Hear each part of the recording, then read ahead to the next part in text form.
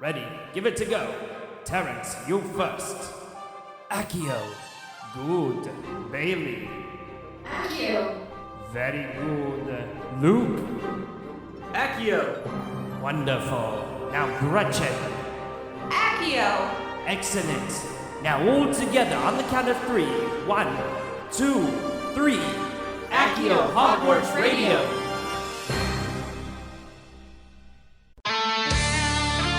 This is Hogwarts Radio, episode 248 for July 28th, 2019. Hogwarts Radio is the official podcast for wizarding news from HPA&A, discussing all things Harry Potter, Fantastic Beasts, and the rest of the wizarding world. For the quickest up-to-date news on the franchise, make sure you check out wizarding.news. Welcome to episode 248 of Hogwarts Radio. I'm Terrance Pinkston. I'm Bailey Riddle. And I'm Gretchen Rush. Hogwarts Radio can be found anywhere you get your podcasts online. It doesn't matter where you listen, just be sure to click subscribe and you'll have a new episode as soon as it's released. Make sure you follow the show on Twitter, Facebook, and Instagram to get in on the fun with other listeners and fans of the series. Don't forget, Hogwarts Radio is also on Patreon.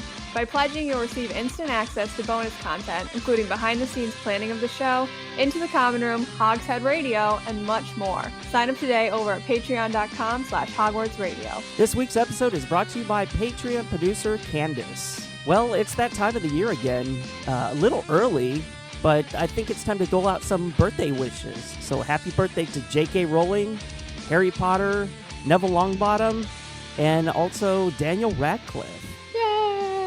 Yay! That's my... Cheers. I'm making... Play the wizard birthday video for them. It's always... I love this time of the year because, well, even though J.K. Rowling has been silent, you know, the fandom still wishes her well. And it's our time to kind of celebrate her and Harry. I mean, like we need a reason to celebrate them, but you guys know what I mean. It's just fun to, you know, kind of bake a cake for Harry. Because this is when the adventure started for him. It's true. And I'm doing another virtual race this month, and the medal is the cake that Hagrid bakes. And it's just so cute. It is very like a celebratory time. And who doesn't love summer? It's a great time to celebrate. The one time I tried to bake Hagrid's Harry birthday cake, it turned out awful. Like, it looked even worse than if Hagrid would have made it himself.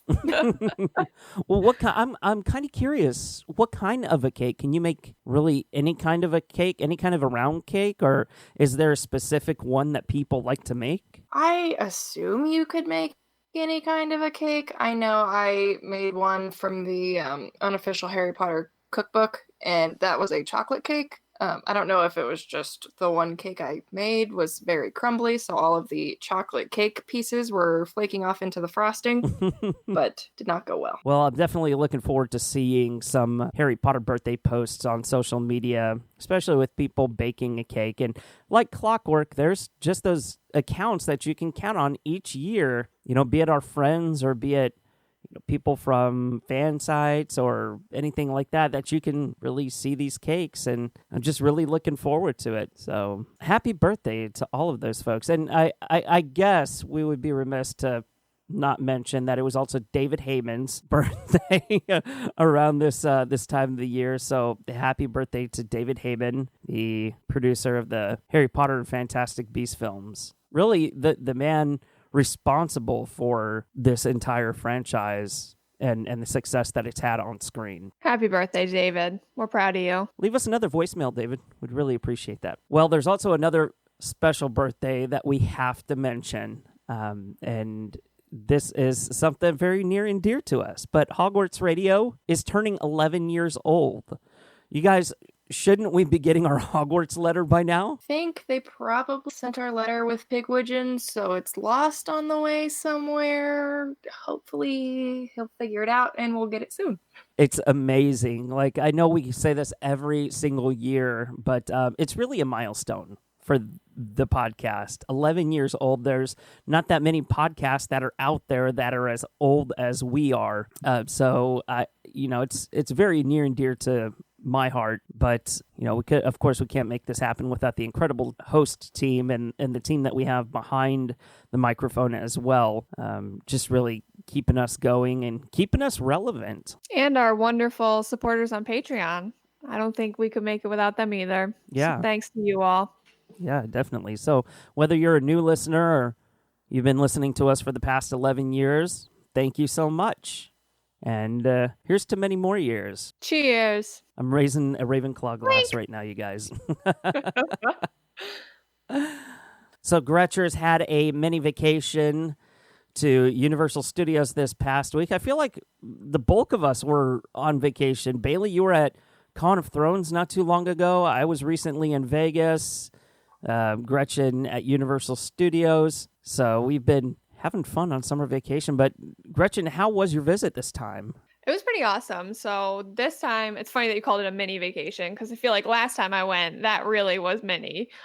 This time I got to spend the whole week in Florida, and my sister and I did 2 days at the parks. So we ended up doing not 2 consecutive days because we wanted to take a break. So we did Tuesday and Thursday, and it was absolutely perfect. We had such a blast. We ended up getting to get on the Hagrid ride both days with varying wait times each day, and I just loved it. I'm obsessed with it. I was watching point of view videos this morning because I miss it so much. So I've got to ask you, sidecar or motorbike? That's the big debate happening right now. I think there's a very clear answer. So the first time I did the motorbike, my sister did the sidecar, and I had a freaking blast. And she was a little jealous, I think, because I did the motorbike. So then the second day we switched and I did the sidecar, and it's no contest. The motorbike, you're way higher up. You're holding onto the handlebars. So you really are like you're riding and driving that motorbike of Sirius's and Hagrid's. And then you can like put your hands in the air and you're going all around. So if you are only going one day and you're only going to get one shot on it,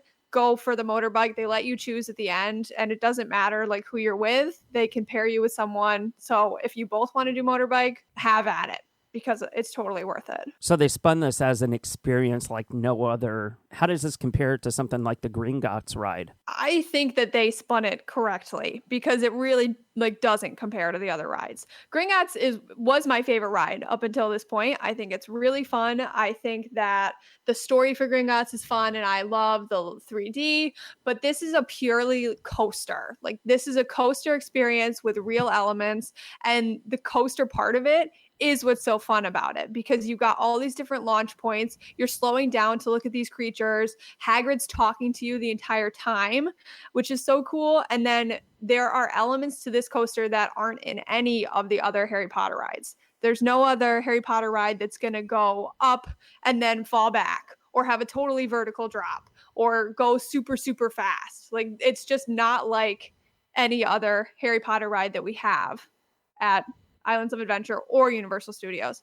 So it really is a brand new experience and it's super thrilling. So is there a ride that is not Harry Potter related that kind of compares to this, or is this just so unique and on its own? I have only done, so while we were there, we did Revenge of the Mummy, which was fun, and that it felt much shorter than Hagrid's, which I think it must be. And it was older, obviously, but that one, it's a similar thrill to that. And I have done the Hulk, which I think also kind of compared, but that was a couple of years ago, so I can't really remember. But it's just like your typical thrilling roller coaster. It's just really fun. So you went while it's obviously it's the middle of summer right now, and it's hot down there in Florida. It's very, very humid. Which makes it seem, at least 10 degrees higher than what it actually is outside. So I imagine you drank a fair amount of butterbeer this trip. I had a fair amount. If by a fair amount you mean one glass per day. Is that a fair amount? No, that's a little low, on the low end of the spectrum there. Not a moderate lightweight. Is that a light amount? Well, I got a frozen butterbeer both days because the base of that is vegan. So I just had the base of it.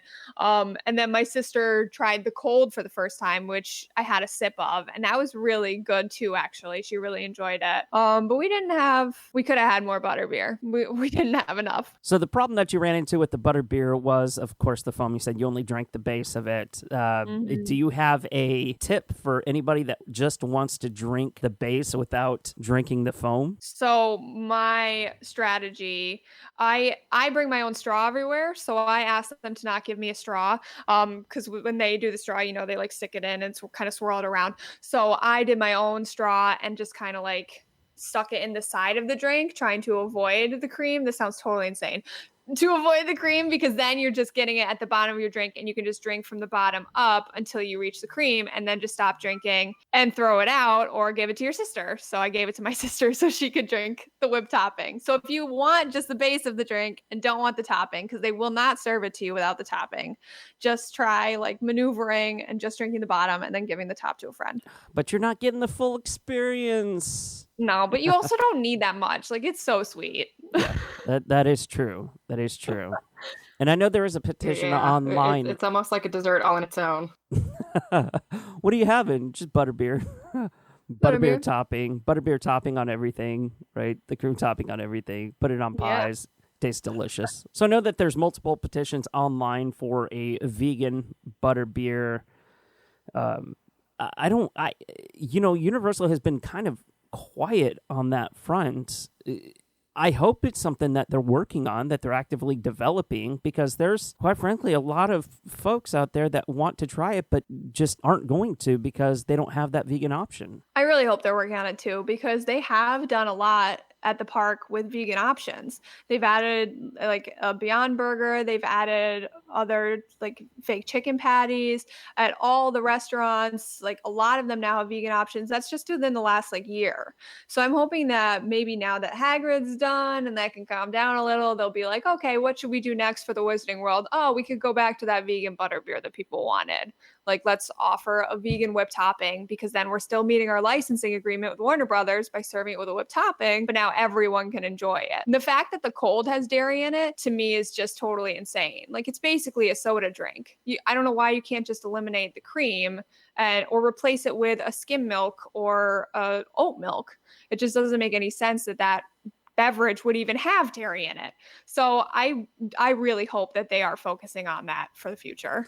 And it's not necessarily, I mean, it's something that they can add and still maintain the agreement with. I think the part of the licensing agreement was that they have to add something new every couple of years, and it doesn't necessarily have to be a big attraction like a Hagrid ride. They can fine-tune some of the details that they have, whether or not they swap out the Hogwarts choir for something else, or something as simple as making a vegan option for butterbeer or vegan options for the restaurants, which is, it sounds like something that they're transitioning to right now. Yeah, and they're not doing it in the Harry Potter parks. So what I ended up doing was I would go to Richter's Burger Company because they have the Beyond Burger, and I would take my burger to the Leaky Cauldron and eat with my sister who wanted to eat at the Leaky Cauldron, because you'd have to get like their big plate, but without the eggs and without this and without that. And then you end up getting just like little sides. They don't have any vegan options on the menu. You have to know what to order. And I'm not really that interested in trying to do that for food that personally I don't think is that good to begin with. So I just went and got a burger. But the Potter restaurants really are not steering vegan. The drinks are not steering vegan. So I think if they added like one vegan option on the menu to the restaurants and added a vegan butterbeer, even if it's just the cold or just the frozen, and then had like a big blowout, I think a lot of fans would be really excited about that. There is a demand for it, and the Potter base is very diverse. So catering to everybody would be in their best interests. Well, I'm glad you had such a great time on your, I say, mini vacation. Jeez, I don't know why I say mini vacation. You need at least 2 weeks in Universal Studios, but that would cost like 15 galleons, I think, if my math is correct, which it probably isn't. Anyway, let's talk a little bit about sorting. I know sorting is something that we have previously dove into on the show on many occasions, but I ran across a question online earlier this week, And it was, do people take their sorting too seriously? And that involved a lot of self-reflecting on my part, because for as long as I can remember, since the beginning, since I've read the beginning of the series, I identified with Gryffindor. And as I sat there and thought about it, I was like, well, yeah, I mean, people do take this stuff too seriously, because you can identify with multiple houses at different points in your life. Like, obviously, we go through and deal with different situations over the years. You know, as we get older, we learn how to celebrate various successes and deal with failures and stuff like that. And it definitely has it can have like multiple vibes of each house in there. So not just one particular house could be overpowering. It could just be, you know, something that's equal across the spectrum like that. So what do you guys think? I think that, heck, at different points throughout the day, you can identify with different houses. So I like to think of my main house like the core of who I am. I'm a Gryffindor through and through. But, you know, first thing in the morning, after I have my coffee, I might have a brilliant moment, and I am a Ravenclaw. And later in the day, when I am done with my coworkers and ready to call it quits, I might be feeling a little Slytherin. So I think that it really just depends on a situational basis, and you can identify with all of the houses at once, I think. So it just depends on who you are and how you're feeling. Yeah, I totally agree with that. I think, like Bailey said, it's like you've got a core house almost. So at your base values coincide with that house. And you can always be any other house. It's the same thing that people say about like what's that book series called? All I can think is Allegiant. Divergent. The same thing with Divergent, where all those different factions, they're all things that you can be at any one time. You want to be Dauntless, you want to be Erudite at different points in your life. So I think the same is true for, like, I want to be Ravenclaw when I'm working on a project, but I want to be Hufflepuff when I'm doing social work and listening to people.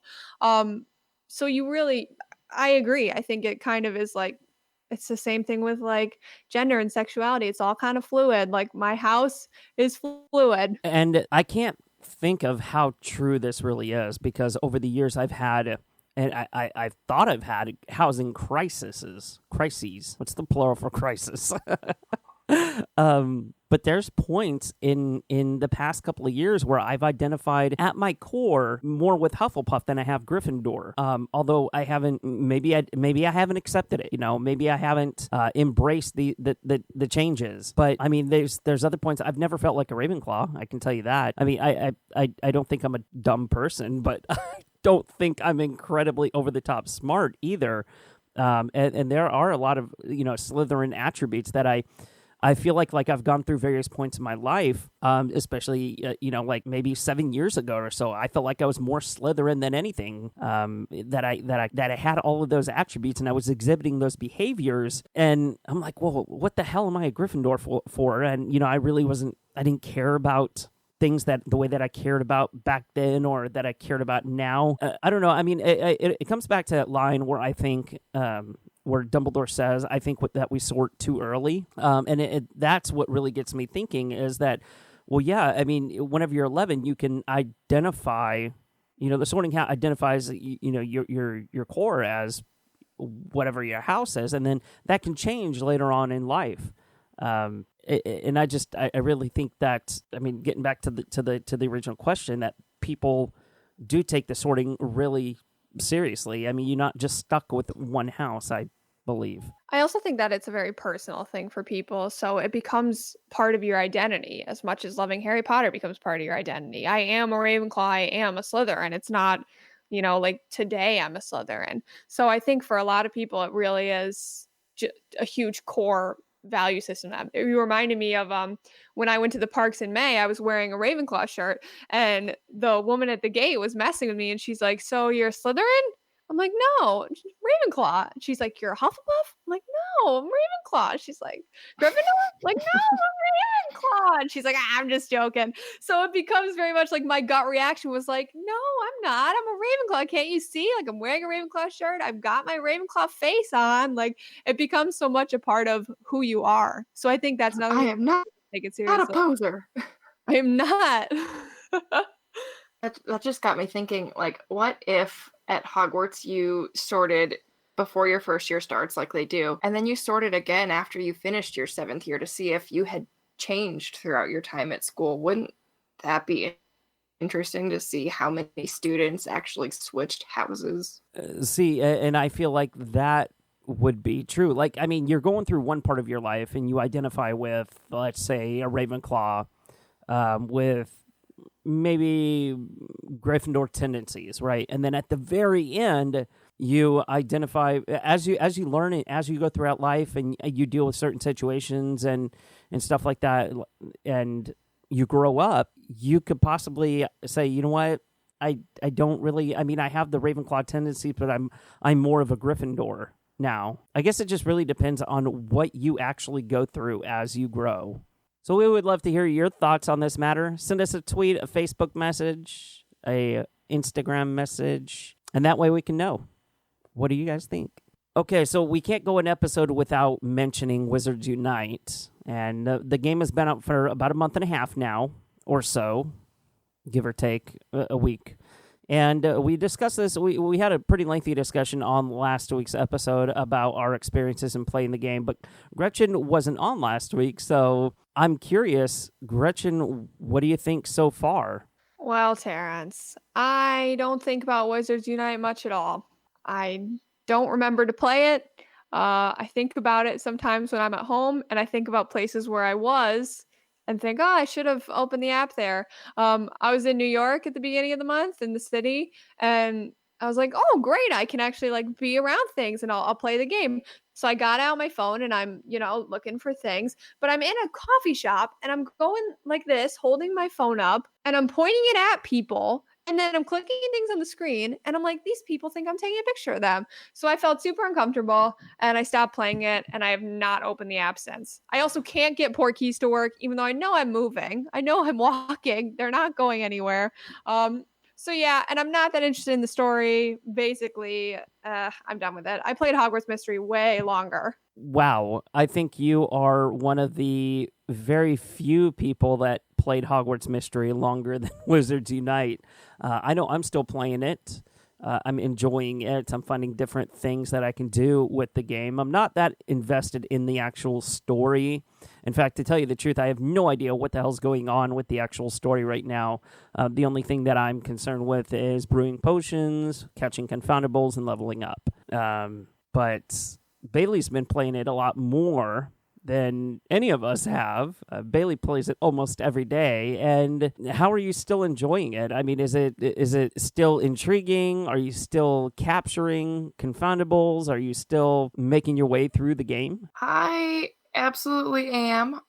There are quite a few things to do around where I am, so I think it makes it a lot easier to just kind of pop it open for a quick minute. The shopping center around the corner from my house has inns and greenhouses and fortresses. So I'm very lucky in that regard that I don't have to go extremely far. Port keys, and I never have, so those take the longest time, and I don't get it. But, if you open it up while you're driving and you just drive really slow, it helps open your port keys too. So that is my tip for opening port keys quicker. The driving hack. I know we spent a fair amount of time on it on episode 247, and I'm sure there's going to be a fix for it later on, but we're going to continue to play it. It sounds like, aside from Gretchen, it sounds like she's done with it. Might be going back to Hogwarts Mystery or so. Or let me ask, because this kind of transition to what we're going to talk to next is it because it's a mobile game and not a console game, or is it just not interesting?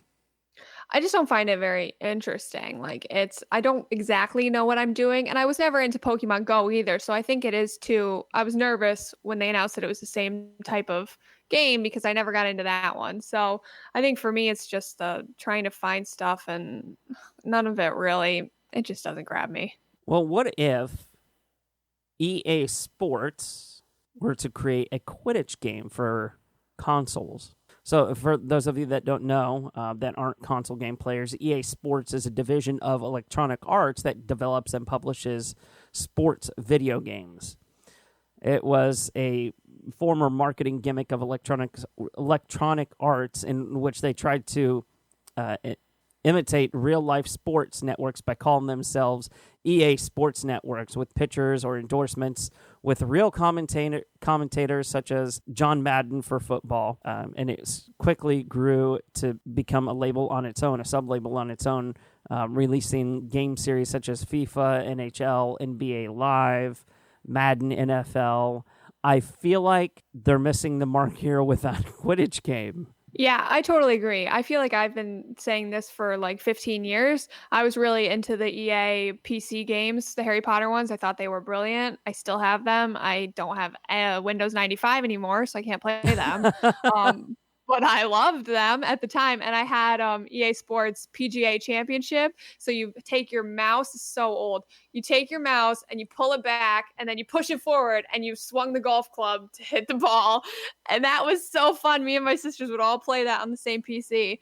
Y'all are missing out who never played PGA Championship. So I think if EA Sports jumped on this, I would get, I don't know, if it was a PC game, I would get it. If it was like PS, I don't even know what PSs there are, but I would buy one to play this. Are we at PS4?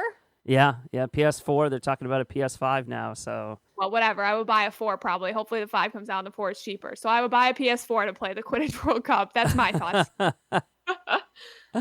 I have never, I don't think, I'd have to look at all the games to be sure, but I don't think I've ever played an EA Sports game. So, but you know, if it's Harry Potter, it's got my name all over it. I will buy it, try it, play it, love it, and tell everyone about it.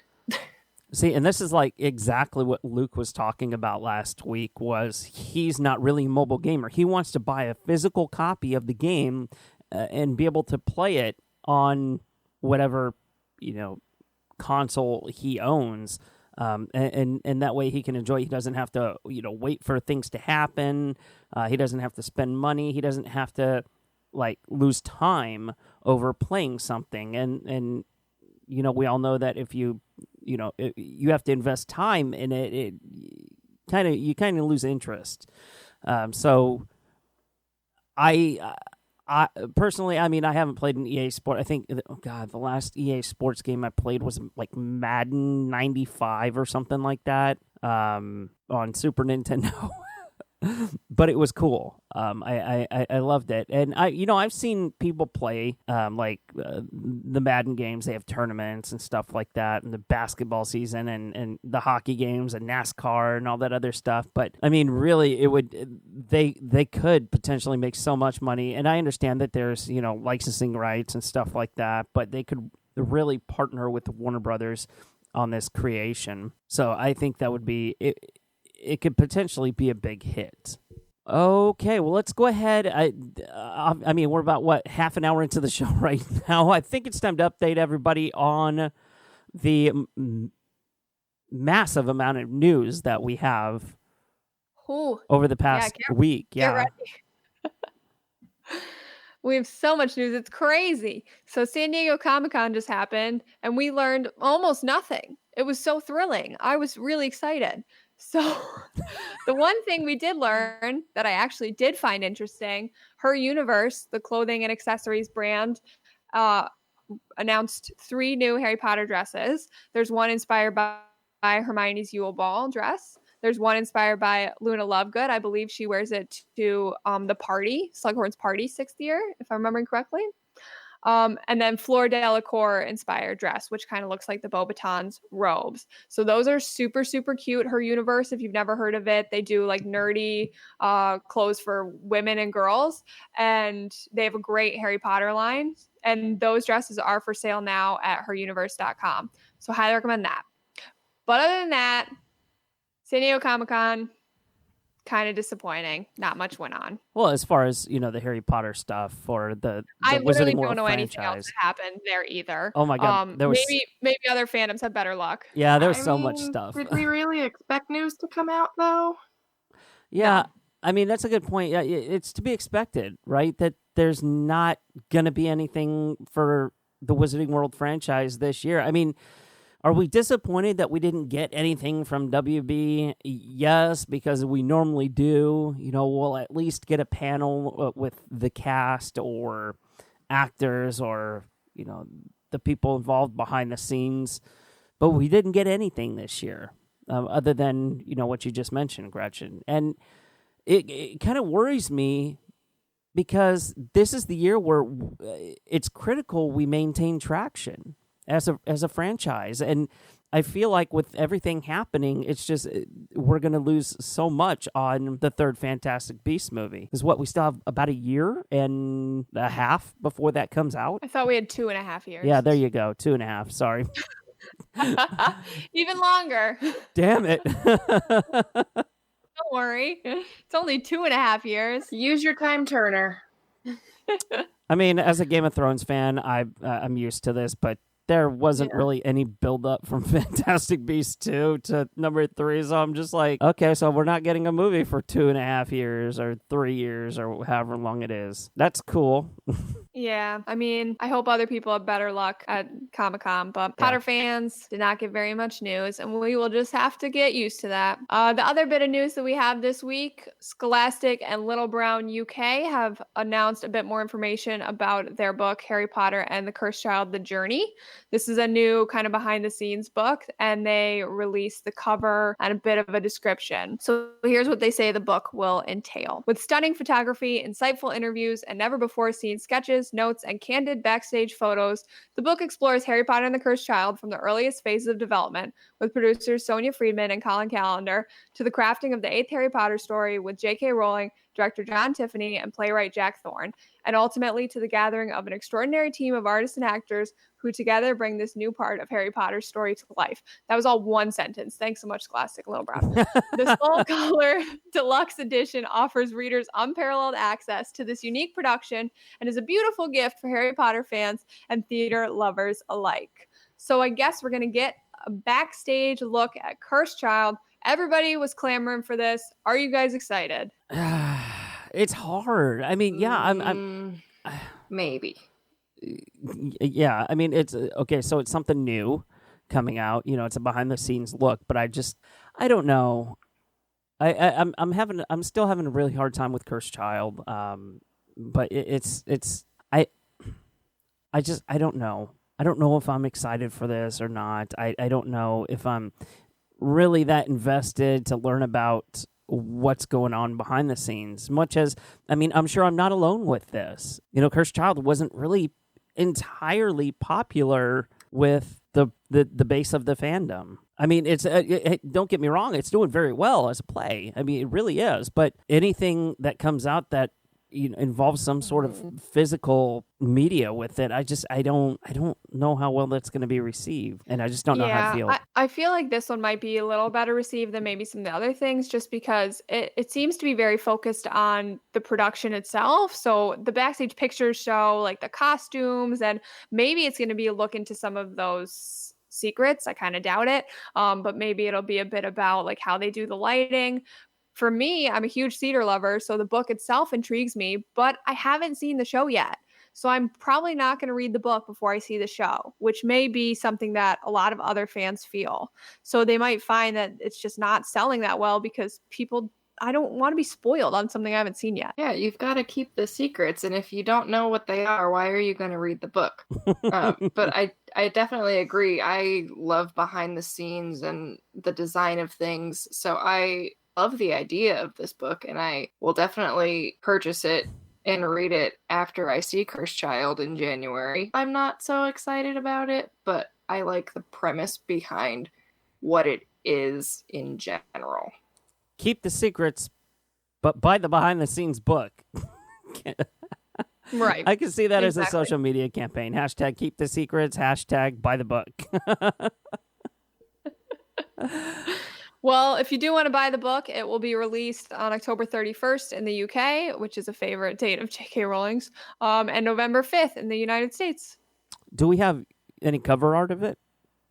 Yes, the cover is super thrilling. All right, picture this. It's black. It says Harry Potter and the Cursed Child, The Journey in gold. Beneath that, it's got the gold nest with the wings. And then beneath that, it says the author's names. Oh, I see it. Yeah, I'm looking That's it up the right entire, now. it's very like nondescript. And there's a slightly different cover for the US. Scintillating. It is. It's really thrilling. So one of them, I can't tell if it's the US or the UK, has a little gold on the side. Oh, it's the US one. Has like a gold strip with H's on the side. And then the UK edition does not have the gold strip on the side. That's the only difference between the two covers. And the gold foil looks slightly different colored. Yeah, I'm looking at them right now. For the most part, they do look pretty similar. Yeah. The Harry Potter font obviously is in the Harry Potter font for the US, and the UK, it's in the regular, that regular script that they have. So. Yep, pretty standard. Okay. I mean, I'm not bashing it by all means, but I don't know how many people it's going to interest. Like, there's going to be a very small niche of people, I would imagine. Yeah. But I'm going to be interested to see this in the bookstores. I'm probably going to go check it out. Probably will get it. Why not? Well, that is it for our news. We lied when we said it was a lot. Wow. I think Sorry, everybody. It lasted like a whole 6 minutes, I think. The Express News. The Hogwarts Radio Express News. Anyway, let's talk about this week in Potter history. So something happened 10 years ago this week that we need to talk about. And it was the teaser for Harry Potter and the Half-Blood Prince being released, the very first teaser. And up until this point, this is why this is such big news. One, it was the very first episode of Hogwarts Radio that we recorded. But two, up until this point, we had gotten nothing but pictures. And it was coming up pretty close to the release of the film. I think we were only just a few months out, and we hadn't even gotten a trailer for the film yet. And of course, it ended up being pushed back about 8 months or so. But the teaser, I believe, had Dumbledore at the end of the teaser. It was Dumbledore saying, "Once again, I must ask too much of you, Harry." And that kind of set the fandom off in a pretty big discussion. But pretty cool stuff. I don't know. Bailey, do you remember this at all?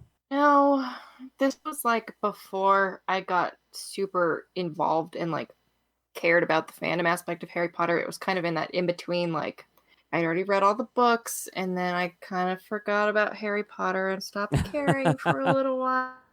And like late middle school, early high school, I had other things to think about. And so I remember that the release of the movie had gotten pushed, and I was super sad about it. But other than that, I don't remember the teasers, any of the promotion really for this movie at all. I just remember that it was going to be delayed, and I thought it was the weirdest thing at the time that they had this date set in stone, and now it was like, oh, just kidding. Right.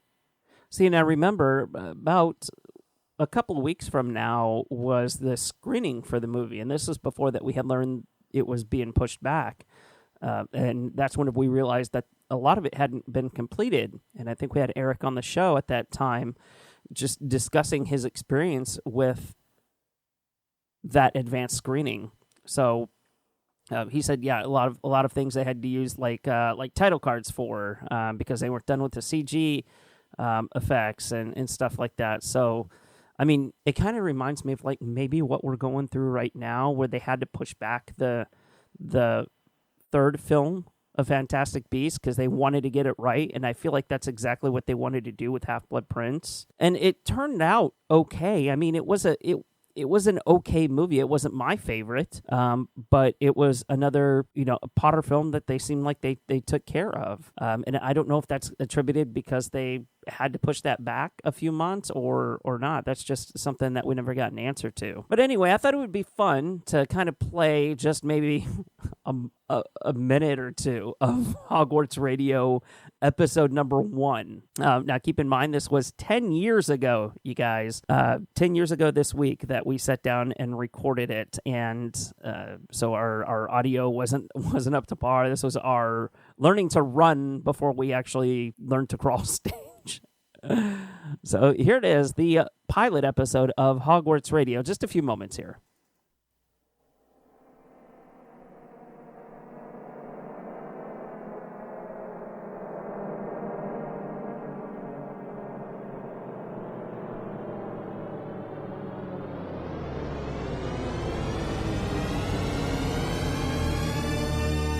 You're listening to the pilot episode of Hogwarts Radio, August 1st, 2008.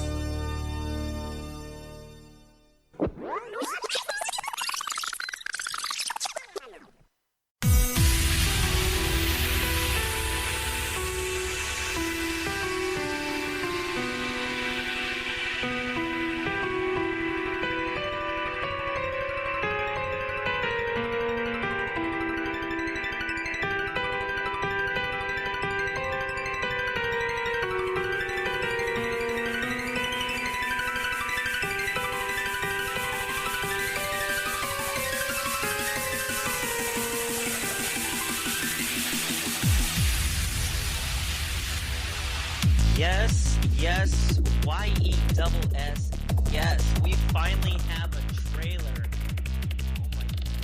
Oh my god, finally. Wow, after so long. Been like what, 5 years? 25 years, I don't know. It seems like it. It's been, well, a long time. Just a long time. Quite a long time. Hi everybody, welcome. Welcome to Hogwarts Radio. Pilot episode, episode 1, call it what you want to call it, we are here though. Yay. Okay, that's enough of that. Incredible. Baby Terrance. Oh my goodness. I was just... oh my goodness. And guys, you cannot find the pilot episode online anywhere. I have yet to figure out kind of how to upload them all and stuff like that. So... yeah, but I'll figure it out eventually. Don't worry. You guys will be able to hear all of our earlier episodes, but it was big news to discuss, and I'm glad that we had something right then and there to talk about. Otherwise, I don't know how we would have launched the show. Well, let's move into a couple of announcements. The first one is thank you so much to those of you that have left us a review and rating on iTunes. Your feedback does go a long way to letting other people know what you think about our podcast. Next announcement is about our panel at LeakyCon, now in cooperation with our friends over at Swish and Flick. Hi, ladies, if you're listening. Shout out to hear you. I was going to tap a bell because they normally do a bell, but I don't have a bell with me. I'm like, where the hell's my bell at? I don't have one. But we're going to be doing a Credence Barebone panel with them. Along with some of the other members of the Harry Potter fandom. It should be amazing. We have quite a few people joining that panel. So I am not going to give all the details all out at once, but it's going to be fun. That'll be happening this October in Boston. So the next announcement, it comes from Muggle Flicks, which is absolutely brilliant, like Netflix, but for Muggles. Wait, Netflix is for Muggles. Never mind. But Muggleflix is coming out with a fan-created film called Neville Longbottom and the Black Witch, which is to be released on 7/30, so almost coinciding with the release of this episode. And they asked to reach out and see if we could help them promote it, so which we're happy to do. Gretchen, what is this film about? Yeah, so obviously July 30th is Neville's birthday, which I'm sure they chose as no coincidence. So the film is about Neville, and here's a little blurb that the director sent us about the film. She said, the film takes place after the fall of Voldemort via Lily Potter and centers on the Longbottom family, specifically their capture by Bellatrix Lestrange, Rodolphus Lestrange, Rastaben Lestrange, and Barty Crouch Jr. The idea came to me when I saw an Instagram photo of our lead actress who looks strikingly like Helena Bonham Carter. So I reached out to her, and she happened to be a huge Harry Potter fan, so I started researching everything I could find about Bellatrix and the Longbottoms and then wrote the script. Now, 1 year later, here we are. So there's a little teaser trailer, and I watched it, and it shows that actress. She looks just like Helena Bonham Carter, and she's featured on the poster too, and it's incredible. And this is such a cool concept for a film, so I'm really excited to watch it when it comes out. We'll go ahead and link to them on hogwartsradio.com under the Friends of Our Show link up at the top. So go ahead and click that and scroll to the bottom. They'll be right there, and we'll link to the YouTube channel as well. And then whenever the actual fan film is released, we'll link to that.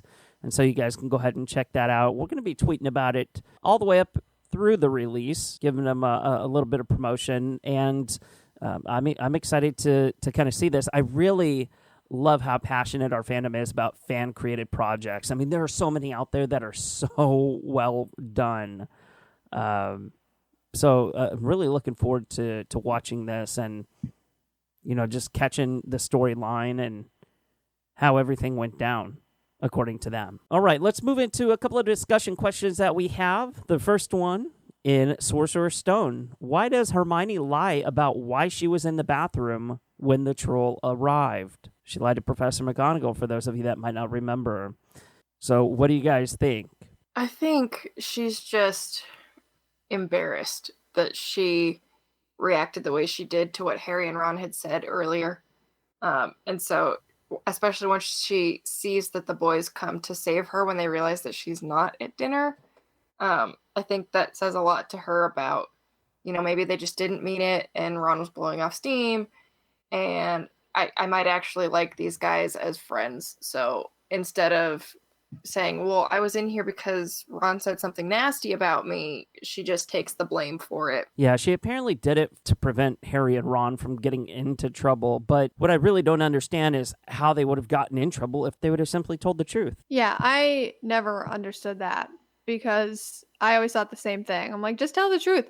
But like, when you're 11, you think you're going to get in trouble for everything. So I bet if you're the cleverest witch of your age, you'd be like, oh yeah, I'll just make something up. They're going to believe me. And they did. And it worked out fine. So plus that's the moment that Rowling always points to. And it's like, that's when they bonded and they were friends.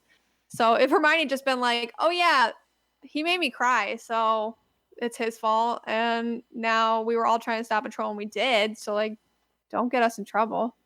Right. If we think we'll be like, what?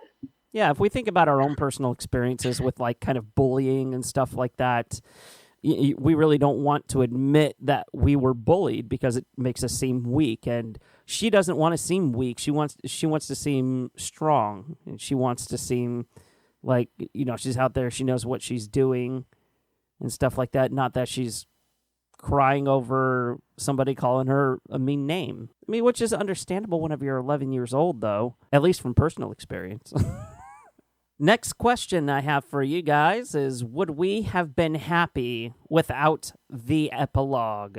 What do we think? Was the epilogue absolutely necessary? I really never liked the epilogue, and it always felt very kind of unnecessary at the end of the book, and I would have much preferred to just kind of imagine where I thought all the characters ended up after the events at the end of the book. I totally agree. There's very few books where I read an epilogue and I'm like, oh, I'm so glad I learned that. Like, most of the time it's really not necessary. And it does feel like they're just trying to wrap up their story and make sure that it's got a definitive ending. But I think we all felt like it did have a definitive ending. So that epilogue I agree with Bailey. It doesn't really feel necessary. I think we would have been happy without it. But then I'm thinking, 10 years later or whatever, Cursed Child comes out and you see these names and you're like, what's happening? This isn't canon. Even more than we already were. So I think that was the main point of the epilogue she could have easily tied it up without the 19 years later part, but that was Rowling leaving herself an open door, I think, to kind of revisit the series if she wanted to. Not necessarily to Harry's story, but she kind of opened that door to his kids and everybody else, that next generation of young Hogwarts kids going off and having their own adventures. But, it would have been nice just to wrap up Harry's story right there after the Battle of Hogwarts, that, hey, all was really well. We defeated the Dark Wizard of all times and of all time. And, the world is safe once again. I do think, though, just to disagree with myself for a second, that it is a nice bookend to the beginning of the story, because you get to see Harry's kids going off to Hogwarts. And I think that is a beautiful, success story for a kid who was not treated very well by his family and found this home that he loved. And now he can see his kids have a life that he finally got to have. So I think it is, in its own way, a nice way to end that story. It's easier than implying that, oh yeah, his kids had, a great life. They didn't really have to worry about money or anything like that. Have that that stress upon them. They didn't have to worry about, somebody coming after them or anything like that. So I don't know. I mean, my feelings on the epilogue itself is mixed, but I felt like the story would have been wrapped up really nice without it. Let's discuss our favorite emotional moment with an unexpected character. So for me, it was definitely The Prince's Tale, because I never really connected much with Snape, but I vividly remember getting to that chapter in the book and being like, oh my gosh, this is incredible. I love reading about this. I love hearing about his past and what it was like for him growing up. And I did connect very emotionally with his story and his tale. So that was definitely unexpected, I would say. My favorite emotional moment was whenever Hermione had to cast the spell to wipe the memories from her parents. And I think this is more of a movieism than it is anything else. But just to kind of watch it play out on the screen and have Hermione being deleted from all of these photos and kind of wiped away from the life that she had grown up with, really, really hit hard with me. It's just like, wow, this is, this book is going to get serious. If this is one of the first things that we see, then what else is there to come? What other kind of sacrifices are going to be made? And just kind of to look in Emma's eyes. I mean, she portrayed it perfectly. The look in her eyes whenever she had to wipe away the memories from her mom and dad was just heart-wrenching.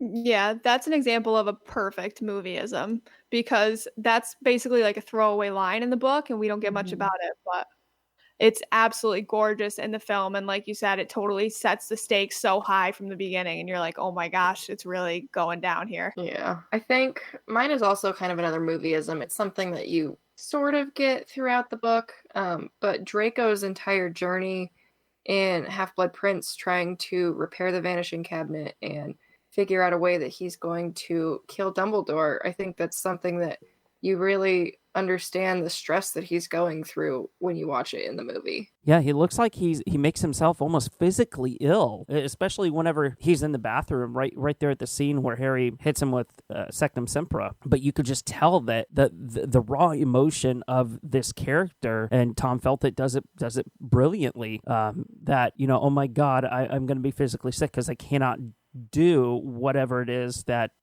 is being requested of me. Our next question comes from kind of movieism. I mean, it's more from the book as well, but what do Muggles actually see whenever events happen? And obviously, you can't wipe away 10,000 minds. You can't wipe the memories from 10,000 minds. Well, according to Fantastic Beasts, you can with a little bit of rain, but we weren't introduced to that in the Harry Potter series. So I'm a little confused as to how the Muggle world and Wizarding world are connected. Like, were Muggles aware that there was a huge battle between Death Eaters and regular wizards, and that they were terrorizing their world? Like, did they know it was Death Eaters that took out the bridge? Did they see Harry and the Order flying on broomsticks through London? Did they see Hagrid transporting Harry through the tunnel? And if they weren't aware, what would the explanations the Muggles would say are for those events? Like terrorism?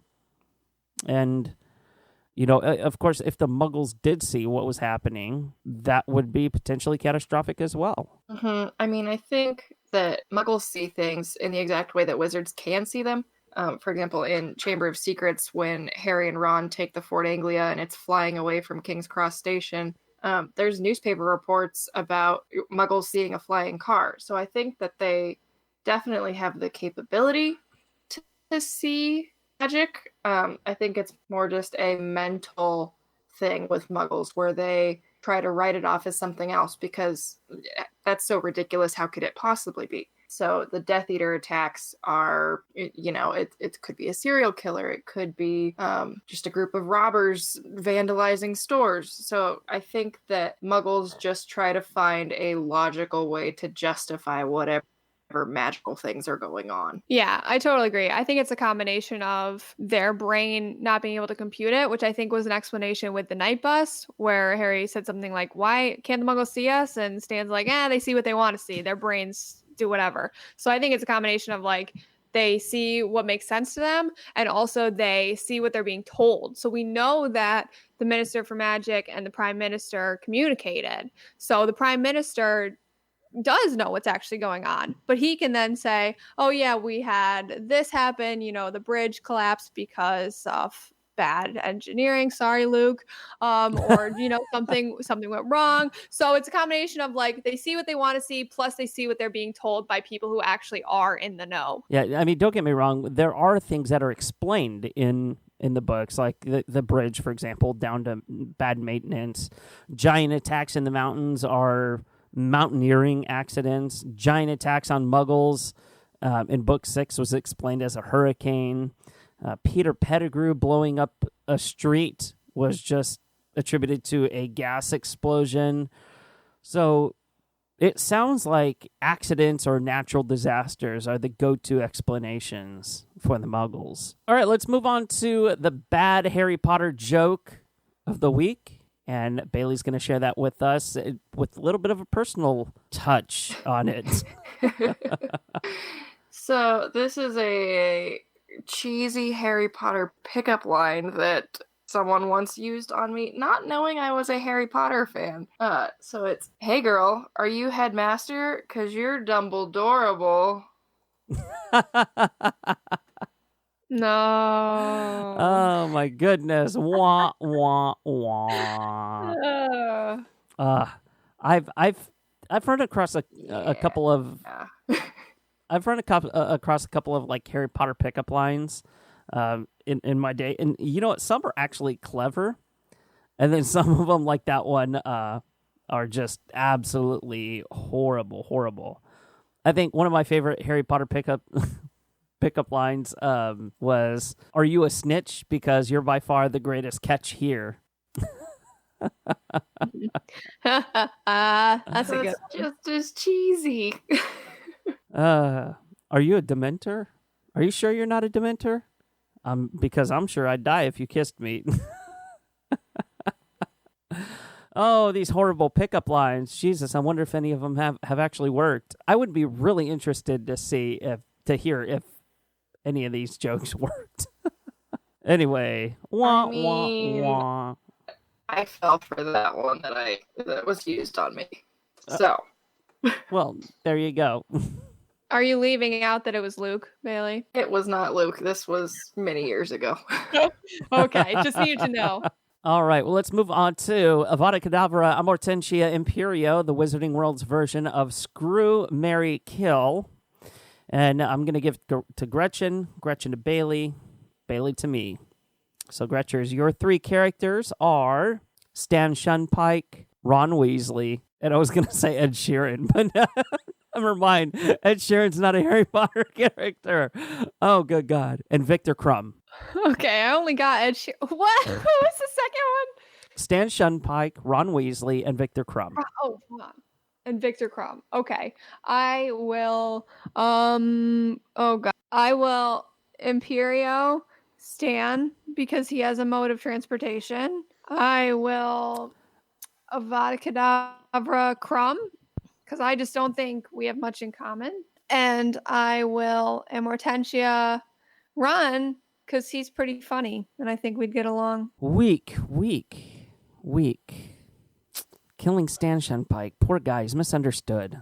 That's all he is. I said I'd Imperio Stan. Oh, wait. Then who did you say you were going to kill? Victor. Oh, yeah. Kill the jock. Okay. Yeah. He and I have nothing in common. I don't know. He'll watch you read. Ugh. No thanks. All right, Bailey. Here are your 3. You got Charity Burbage, Ludo Bagman, or Arabella Fig. Oh my goodness, Gretchen hates me. My 3 known Harry Potter characters, and those were 3 that came up because I forgot we were doing this. Okay, Charity Burbage. I'm going to Imperio her. and she can, I don't know, teach me things about Muggles. I'm going to Avada Kedavra, poor Mrs. Fig, because she just strikes me as a crazy cat lady, and I can't deal with that many cats. Like, I want to, which is why it would be an issue, because I could very easily be rooked into having a million cats. And I guess that leaves me Bagman to Amortentia, and I don't know, he's funny, so that works. Brilliant. You did it. That was tough. Okay, Terrance, are you ready? I am. Hit me with your best shot. Fire away. Oh, you don't want to know. I've got Flowerworm, Blast-Ended Scroot, and an Acromantula. What the hell? This is Beast's version? Ugh.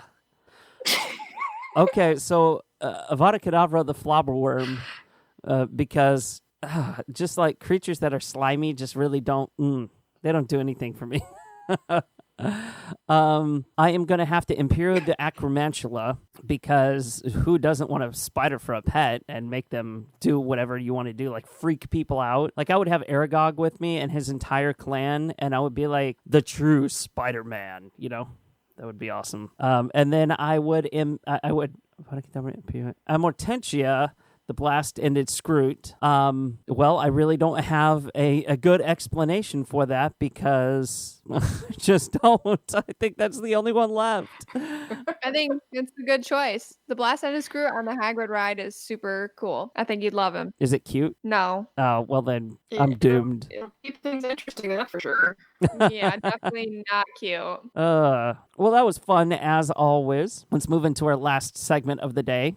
And this is a segment I borrowed from one of our good friends, Adam, who used to have this particular segment on his podcast years ago, but I put a Potter spin on it. So this is called What Are Potterheads Listening To?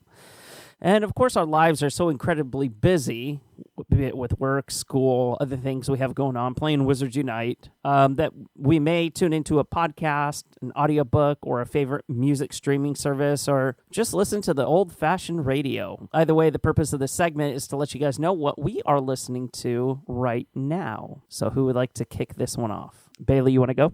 So today I just started and finished listening to the audiobook These Witches Don't Burn by Isabel Sterling. I do quite a bit of audiobook listening to while I'm at work, so I tend to finish 1 or 2 a day depending on how long they are. Did you like it? It was really good. It was not what I was expecting. To be completely honest, I did not read the synopsis. I just heard good things about it and downloaded it. But if you like modern witches trying to hide themselves in America, I recommend taking a listen. Very cool. Gretchers, what about you? I'm a big podcast listener for the most part, so I have a few that I frequent, but since it's July, that means it's Christmas in July, and one of my favorite podcasts has a lot of episodes this month. It's called Deck the Hallmark. It is 3 guys who review every Hallmark Christmas movie. The one guy loves Hallmark Christmas movies, the other guy likes Hallmark Christmas movies, and the third guy hates Hallmark Christmas movies. They're very funny. The episodes are typically like 20 to 40 minutes. Hilarious. I highly recommend. So check out Deck the Hallmark if you're hoping for some Christmas in July. Awesome stuff. And I am listening to a series, an audiobook series called The Last Survivors, and it is by Bobby Adair and T.W. Piperbrook. Came out a couple of years ago, but it's one of my genuine fun rereads that I like to do. But The Last Survivors is about man's second dark age, 300 years after the fall of society. The last fragments of civilization are clinging to life, living in the ruins of ancient cities in near medieval conditions. Technology has been reduced to legend, monsters roam the forests, and fear reigns supreme. But that's just the beginning. The wind-borne spores are spreading, disfiguring men and twisting their minds, turning them into creatures that threaten to destroy the townships. Yeah, there's either like 4 or 5 books in this series, but thoroughly enjoyable. Really, the characters are so well fleshed out that it's just one of those that I can keep going back to. I highly recommend that you guys check out the audiobook. of that, the last survivors. All right, well, that is about it, you guys. And we want to thank you guys so much for tuning in for another fun-filled podcast and for celebrating 11 years with us. So once again, happy birthday, Hogwarts Radio. Yay! I'm Terrance Pinkston. I'm Bailey Riddle. And I'm the last survivor. And we may not be the boy who lived, but we can still be your chosen one. Thank you so much for tuning in, everyone. Bye-bye. Perfect. That's a good one. That was bloody brilliant. Codswallop.